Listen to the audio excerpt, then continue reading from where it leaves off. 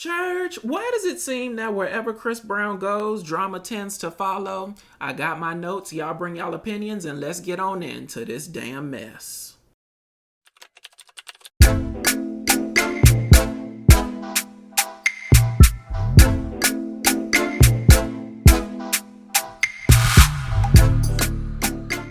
So let's start our story here, okay? So everything I'm about to say is alleged, so y'all keep that in mind. Now, 4 men went to a Chris Brown concert, and after the concert, I guess they secured some sort of VIP experience, so they go backstage for a meet and greet, all right? Now, Chris was taking apparently forever to get back from, the stage after the show, and so one of the men got a bit antsy, and 30 minutes into waiting for Chris, he decides to try to leave, all right? Now, somewhere between, his decision to leave and actually leaving, he runs into Chris Brown, congratulates Chris on a good show, daps him up, blah, blah, blah. Everything seems to be good.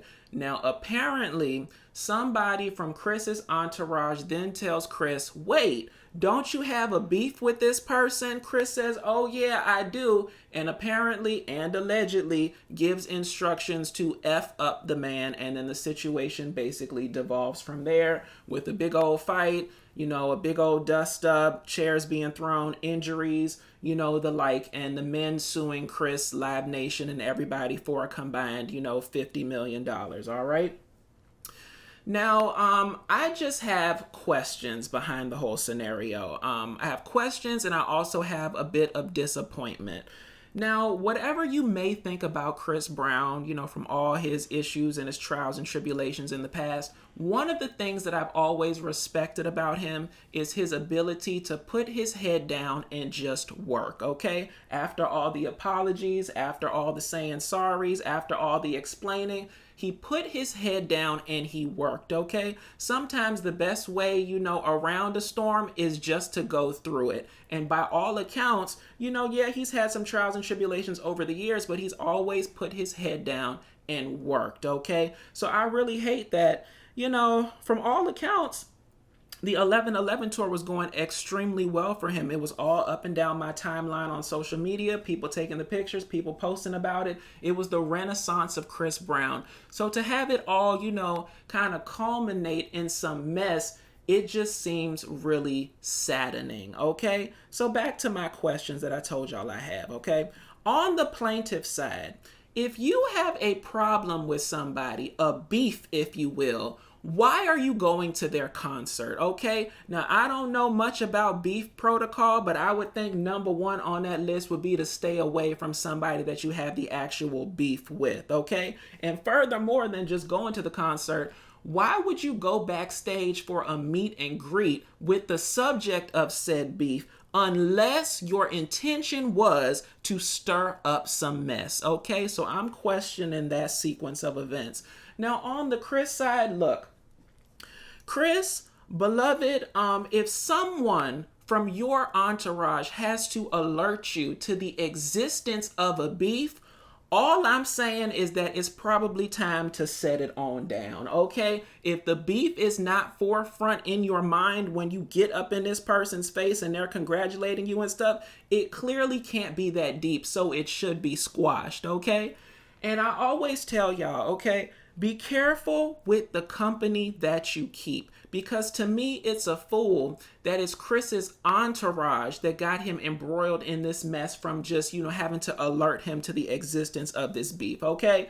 I've never had an entourage. I don't know anything about entourage protocol, but from my, small knowledge of it, an entourage is basically paid by you. Now, they may have actual jobs and actual positions that they hold in the Chris Brown organization, but the majority of time, these may be people that you grew up with, that you cool with, that just stay around you, and they seem to benefit and eat off of you, okay? So to me, if you're in my entourage, there are so many more things that you should be concerned about more than my beefs, okay? Have I eaten today? Am I happy? Did I make sound check? Are my performances going well? Is the audience stocked with people? Are the ticket sales well? Like, there are so many things that you should be concerned with more than my beefs, right? Because look, if something were to have happened to Chris Brown during that damn, fight and stuff, if your well-being, okay, is tied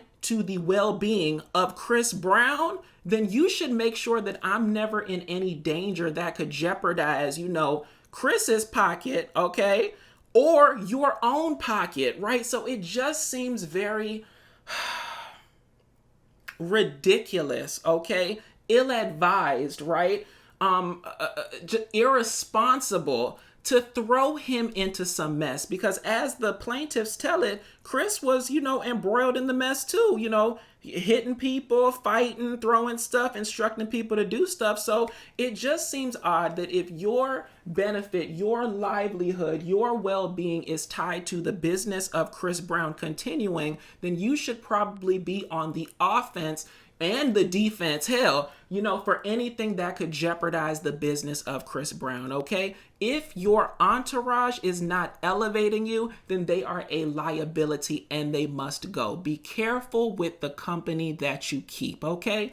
Now, look, I always say that there are three sides to every story. Your side, their side, and the truth lies somewhere in the middle, okay? Now, we've heard from the plaintiff side. We have not heard from the Chris side. I truly hope that this is a situation of people stirring up mess and there's some sort of detail that's going to come out that's going to exonerate Chris from this mess, because at his level, having some sort of, beef-based brawl is just not a good look, okay? So overall, Chris, if any of this sequence of events are true, you really need to take a very hard look at your damn entourage, okay? As I said before, if they are not elevating you, then they are a liability and they must go. But, I believe in hearing both sides of a story, so I'll be on the lookout for what the Chris side of this whole altercation was. But I think that's all I got, y'all. So if you liked, please give a thumbs up and join the congregation by subscribing. And until next time, church, stay forever young, forever juicy,